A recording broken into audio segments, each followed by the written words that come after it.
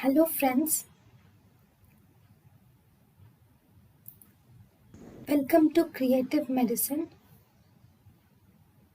In this lecture, we will learn about Minimum alveolar concentration awake. That means the minimum concentration of the of the inhalational agent which is required, which makes the patient to become awake, is called as minimum alveolar concentration awake.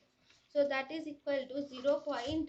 Minimum alveolar concentration awake is equal to 0.3 times the minimum alveolar concentration.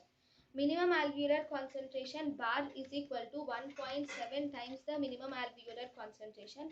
Minimum alveolar concentration bar will inhibit the autonomic reflexes.